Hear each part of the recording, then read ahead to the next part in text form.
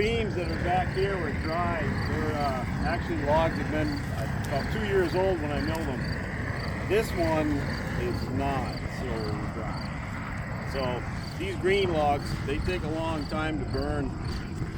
You'd probably be better off aging your log. I mean, I only really got this one, but I think I might have had one back there too.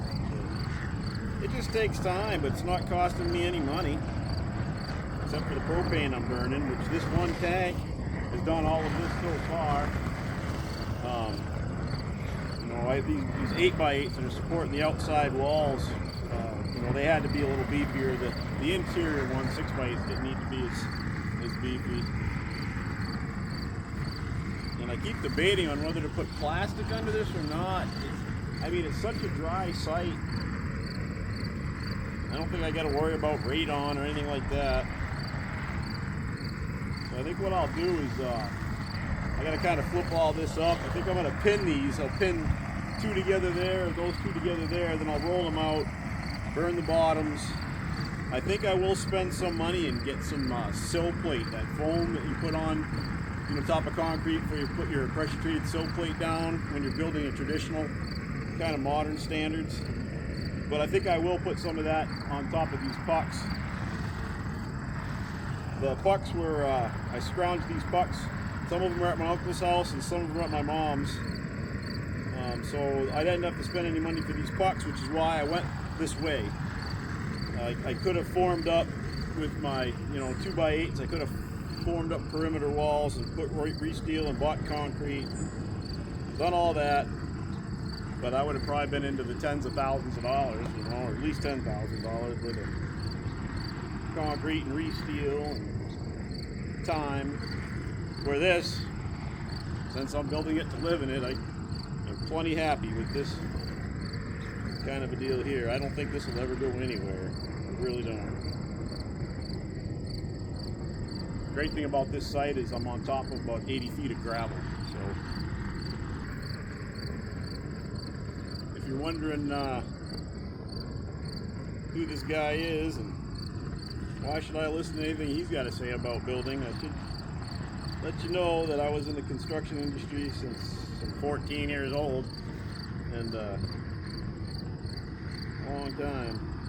I've managed projects, I've been foreman, I've been project manager, I've been project engineer. So as far as loads and shear and all that stuff, most of it's just from experience. I know how to size these timbers, but there's span tables all over the internet. So if you're concerned about, if you want to try to build something like this out of pocket and you're concerned about, do I know enough or can I do it? You can do it. And there's enough guys on YouTube that are kind of doing this and showing you how to do it out of pocket. Try to get out of the rat race, That's why I was kind of dedicating this to my grandchildren. I want to show them you don't have to go $400,000 or $500,000 in debt, or who knows how much a house is going to cost. A little bit of hard work, a little ingenuity, some creative thinking. Boy, you can sure build something really nice. And the other thing is, at the end of it, when you sit down and it's done, and you look around, that's a good feeling. To live in something you built, to sit at a table you built, to eat food that you grew.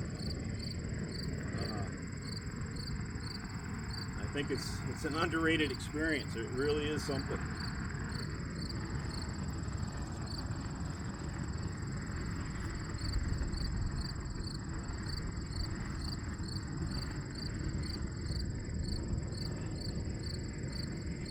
If you're thinking about country life, I'd get Carla Emery's book, The Encyclopedia of Country Living. There's a lot of great information in there. She pretty much answers most any questions you have. Great read. Great book. Great resource.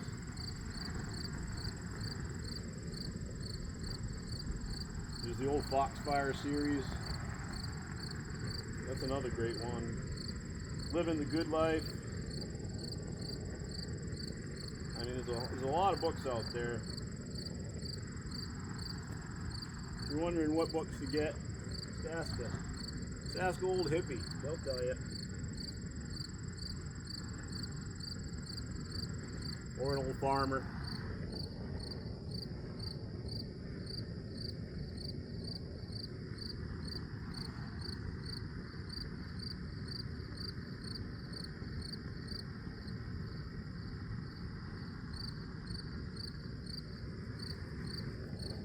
Getting low on propane now. Torch is there's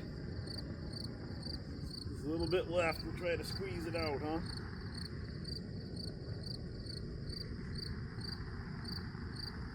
See how we do here.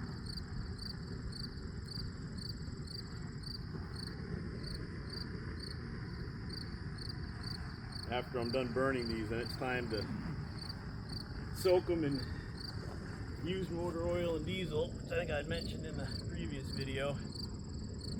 But that's why I got my grubby shirt on, because it is a nasty job. Well worth it. Preserve this wood, keep the bugs out of it.